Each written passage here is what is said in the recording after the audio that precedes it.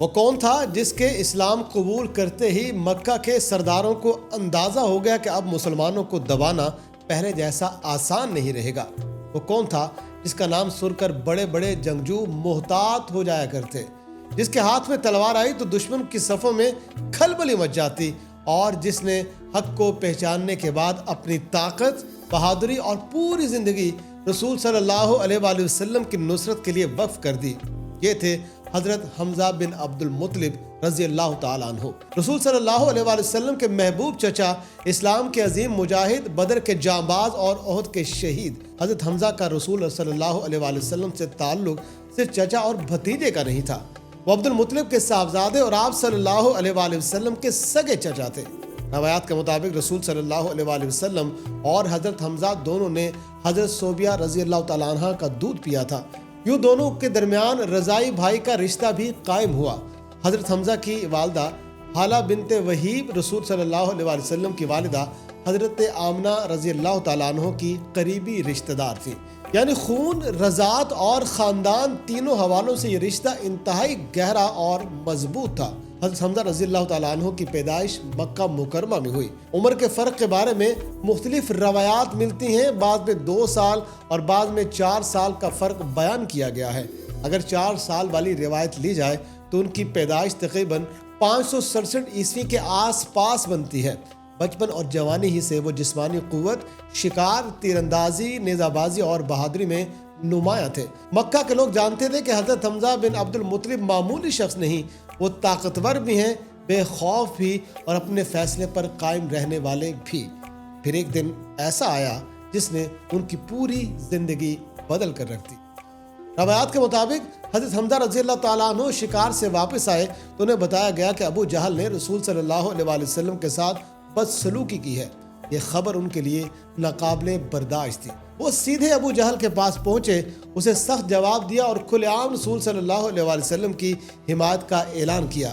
یہی وہ موقع تھا جب بات صرف خاندانی غیرت تک محدود نہ رہی، بلکہ حضرت حمزہ رضی اللہ تعالیٰ عنہ نے اسلام کو قبول کر کے مسلمانوں کی صف میں کھڑا ہونے کا فیصلہ کر لیا۔ سوچئے اس وقت مکہ میں حالات کیا تھے؟ مسلمان تعداد میں کم، سیاسی طاقت میں کمزور اور شدید سماجی دباؤ کا شکار تھے۔ ایسے وقت میں مکہ کے ایک بااثر اور بہادر شخص کا اسلام قبول کرنا ایک بڑا واقعہ تھا۔ حضرت حمزہ رضی اللہ تعالیٰ عنہ کے اسلام لانے سے مسلمانوں کا حوصلہ بڑھا اور مخالفین کو یہ پیغام ملا کہ اب رسول صلی اللہ علیہ وآلہ وسلم کے ساتھ ایسے لوگ بھی کھڑے ہو رہے ہیں جن سے براہ راست ٹکر لینا آسان نہیں ہے۔ لیکن اسلام قبول کرنا صرف ایک اعلان نہیں تھا، اس کے بعد آزمائشیں بھی آئیں۔ شیب ابی طالب کی محصوری تقریباً 3 سال جاری رہی۔ اس دوران رسول صلی اللہ علیہ وآلہ وسلم، بنی ہاشم اور ان کے ساتھ کھڑے افراد نے شدید معاشی اور سماجی پابندیوں کا سامنا کیا۔ حضرت حمزہ رضی اللہ تعالیٰ عنہ بھی ان حالات میں ثابت قدم رہے۔ پھر ہجرت کا مرحلہ آیا اور مسلمان مدینہ منورہ پہنچے۔ یہاں حضرت حمزہ رضی اللہ تعالیٰ عنہ صرف ایک بہادر صحابی کے طور پر نہیں بلکہ اسلامی لشکروں کے اہم قائد کے طور پر بھی سامنے آئے۔ ابتدائی فوجی مہمات میں انہیں ذمہ داریاں دی گئیں۔ ان مہمات کا تعلق قریش کے تجارتی راستوں سے بھی تھا، کیونکہ مکہ کی معیشت بڑی حد تک تجارت پر کھڑی تھی۔ اور پھر 2 ہجری میں وہ دن آیا جس نے اسلامی تاریخ کا رخ بدل دیا، غزوہ بدر۔ مسلمان تقریباً 313 تھے، جبکہ قریش کا لشکر تقریباً 1000 افراد پر مشتمل تھا، یعنی تعداد میں مسلمان تقریباً 1/3 تھے۔ ظاہری وسائل بھی کم تھے، لیکن میدان بدر میں حضرت حمزہ رضی اللہ تعالیٰ عنہ نے ایسی شجاعت دکھائی کہ دشمن کی صفوں میں ان کا نام خوف کی علامت بن گیا۔ یہی وہ بہادری تھی جس کی وجہ سے انہیں اسد اللہ اور اسد الرسول جیسے القابات سے بھی یاد کیا گیا، یعنی اللہ کا شیر اور رسول صلی اللہ علیہ وآلہ وسلم کا شیر۔ ناظرین، بدر کی شکست قریش کے لیے صرف فوجی شکست نہیں تھی، یہ عزت، سیاست اور قبائلی وقار کا بھی مسئلہ بن گئی۔ انتقام کی آگ بھڑک اٹھی اور صرف 1 سال میں 3 ہجری میں قریش تقریباً 3000 افراد کے لشکر کے ساتھ مدینہ کی جانب بڑھے۔ مسلمانوں کا لشکر ابتدا میں تقریباً 1000 افراد پر مشتمل تھا، لیکن عبداللہ بن ابی تقریباً 300 ساتھیوں کے ساتھ واپس ہو گیا۔ اب میدان میں تقریباً 700 مسلمان رہ گئے، یعنی ایک طرف تقریباً 3000 کا لشکر اور دوسری طرف تقریباً 700 اہل ایمان۔ ان 700 مجاہدین میں حضرت حمزہ رضی اللہ تعالیٰ عنہ بھی شامل تھے۔ میدان احد میں وہ پوری قوت کے ساتھ لڑ رہے تھے۔ بدر کی طرح یہاں بھی وہ دشمن کے خلاف صف اول میں شمار تھے، لیکن قریش کی صفوں میں ایک ایسا شخص بھی موجود تھا جس کا ہدف خاص طور پر حضرت حمزہ رضی اللہ تعالیٰ عنہ تھے، اور اس شخص کا نام وحشی تھا۔ وحشی نے بعد میں اسلام قبول کیا اور اپنی روایت میں بتایا کہ اسے حضرت حمزہ رضی اللہ تعالیٰ عنہ کو قتل کرنے کا ہدف دیا گیا تھا۔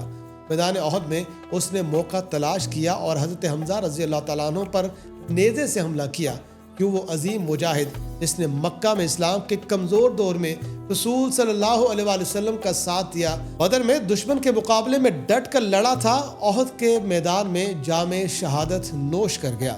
غزوہ احد میں مشہور روایات کے مطابق تقریباً 70 مسلمان شہید ہوئے، لیکن حضرت حمزہ رضی اللہ تعالیٰ عنہ کی شہادت رسول اللہ صلی اللہ علیہ وآلہ وسلم کے لیے ایک انتہائی ذاتی اور دردناک صدمہ بھی تھی۔ وہ صرف ایک عظیم سپاہی نہیں تھے، وہ آپ صلی اللہ علیہ وآلہ وسلم کے چچا، رضائی بھائی، ساتھی اور اسلام کے ابتدائی محافظوں میں شمار کیے جاتے تھے۔ ناظرین، حضرت حمزہ رضی اللہ تعالیٰ عنہ کو سید الشہداء یعنی شہیدوں کا سردار بھی کہا جاتا ہے۔ ان کی زندگی صرف میدان جنگ کی بہادری کا نام نہیں، اگر ہم ان کی تلوار دیکھیں اور ان کے ایمان کو بھول جائیں تو یہ کہانی ادھوری رہ جاتی ہے۔ اصل عظمت یہ تھی کہ جب اسلام قبول کرنا خطرے سے خالی نہیں تھا، انہوں نے اسلام کو قبول کیا۔ جب مسلمانوں پر دباؤ تھا، وہ ان کے ساتھ کھڑے رہے۔ جب محاصرہ ہوا، صبر کیا۔ جب ہجرت کا وقت آیا تو ساتھ دیا۔ جب میدان بدر آیا، آگے بڑھے، اور جب احد میں جان دینے کا وقت آیا تو پیچھے نہ ہٹے۔ بدر میں تقریباً 313 مسلمان، مقابلے میں تقریباً 1000۔ احد میں تقریباً 700 مسلمان، مقابلے میں تقریباً 3000۔ شعیب ابی طالب کی آزمائش تقریباً 3 سال، اور ان تمام مراحل میں حضرت حمزہ کا کردار ایک ہی رہا۔ رسول اللہ صلی اللہ علیہ وآلہ وسلم اور اسلام کے ساتھ ثابت قدمی ان کی پہچان رہی۔ یہی وجہ ہے کہ تقریباً 14 صدیوں بعد بھی حضرت حمزہ بن عبد المطلب رضی اللہ تعالیٰ عنہ کا نام صرف تاریخ کی کسی کتاب کا ایک باب نہیں، وہ شجاعت، وفاداری، ایمان اور قربانی کی علامت کے طور پر جانے جاتے ہیں۔ حضرت حمزہ رضی اللہ تعالیٰ عنہ کی داستان ہمیں ایک بہت بڑا سبق دیتی ہے۔ طاقت انسان کو عظیم نہیں بناتی، بلکہ یہ فیصلہ انسان کو عظیم بناتا ہے کہ وہ اپنی طاقت کس مقصد کے لیے استعمال کرتا ہے۔ ناظرین، حضرت حمزہ نے اپنا فیصلہ کر لیا تھا، حق کے ساتھ کھڑا ہونا ہے، رسول اللہ صلی اللہ علیہ وآلہ وسلم کا ساتھ دینا ہے، اور اگر ضرورت پڑی تو اسی راستے میں جان بھی قربان کر دینی ہے۔ اور یہی وجہ ہے کہ تاریخ انہیں آج بھی شیر خدا، شیر رسول صلی اللہ علیہ وآلہ وسلم اور سید الشہداء کے نام سے یاد کرتی ہے۔